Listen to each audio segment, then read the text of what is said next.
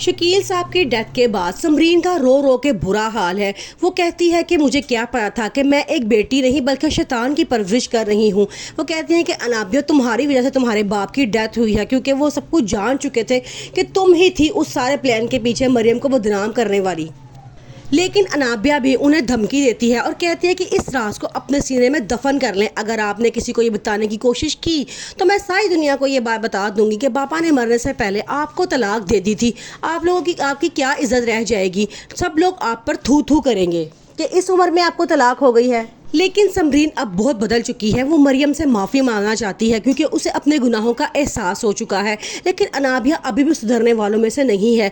वो जान के शाहवेज को घर बुला लेती है और बहाना बनाती है कि अम्मी की तबीयत ठीक नहीं है। अवैस की मम्मा को बहुत बुरी लगती है। वो कहती हैं कि जब मैं यहाँ पे हूँ तो शाहवेज का यहाँ पे क्या काम है। वो शाहवेज को वहाँ से जाने का कहती हैं। अनाबिया को बड़ा गुस्सा आता है। अनाबिया के बाप के मरने के बाद भी अनाबिया की प्लानिंग्स अभी तक चल रही हैं।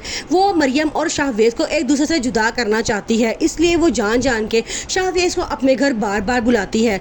अवैस जब मरियम को देखता है तो उसे बड़ा गुस्सा आता है और कहता है कि तुम किस तरह की लड़की हो कि इतनी बदनामी के बाद भी तुम शाहवेज के घर जाकर रह रही हो।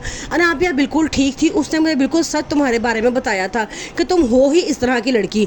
मरियम को बड़ा गुस्सा आता है। वो कहते हैं कि तुम्हारी मेरी जिंदगी में कोई अहमियत नहीं है कि मैं तुम्हें सफाइयाँ देती फिरूं। शकील साहब जब सारी सच्चाई जान लेते हैं तो वो बहुत ज्यादा दिल बर्दाश्ता हो जाते हैं। उन्हें एहसास होता है कि मरियम के साथ बहुत ज्यादती नाइंसाफी हुई है, इसलिए वो मरियम को कॉल करके उससे दिल से माफ़ी मांगते हैं। लेकिन तकदीर को कुछ और ही मंजूर होता है। माफ़ी मांगते मांगते ही अचानक शकील साहब की गाड़ी का एक्सीडेंट हो जाता है और मौके पे ही उनकी डेथ हो जाती है।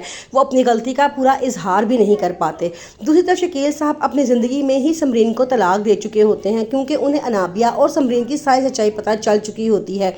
उन्हें समझ आ जाता है कि इन दोनों की वजह से मरियम के साथ इतना बड़ा जुल्म हुआ है। यानी सच समझने के बाद शकील साहब को अपनी गलती का बहुत अफसोस होता है, लेकिन उन्हें अपनी गलती सुधारने का ज़्यादा वक्त नहीं मिलता। समरीन को शकील की डेथ का पता चलता है तो वो बेहोश होकर वहीं गिर जाती है। अनाबिया भी बहुत रोती है कि ऐसा क्या हो गया जो हमारे पापा की तबीयत इतनी ख़राब हो गई और उनका एक्सीडेंट हो गया। मरियम को जैसे ही शकील साहब की डेथ का पता चलता है वो रोती हुई फ़ौरन उस घर में आती है और वहाँ आकर उनका आखिरी दफ़ा चेहरा देखती है और बहुत रोती है और कहती है कि बाबा साहब मैंने आपको माफ़ कर दिया है। अब देखना ये है क्या समरीन और अनाबिया को अपनी गलती का एहसास हो जाता है, क्या वो मरियम से माफ़ी मांगकर और आइंदा कभी उसके साथ ना ज़्यादती करने का वादा करती। वो वक्त आ ही जाता है जिसका व्यूवर्स को काफ़ी देर से इंतज़ार है।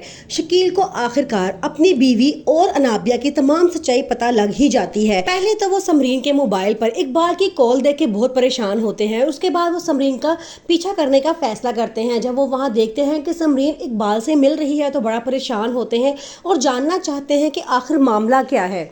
अब इकबाल भी समरीन और अनाबिया को तंग करना शुरू कर देता है। वो हर महीने एक भारी रकम का मुतालबा करता है। समरीन और अनाबिया जब पैसे दे के थक जाते हैं तो बहुत परेशान होते हैं, लेकिन इकबाल उन्हें साफ अल्फाज में धमकी देता है कि अगर आप लोगों ने मुझे पैसे ना दिए तो मैं घर चला जाऊंगा और शकील साहब को सारी बात बता दूंगा कि आप लोगों ने बेकसूर मरियम पे किस तरह इल्ज़ाम लगवाया था।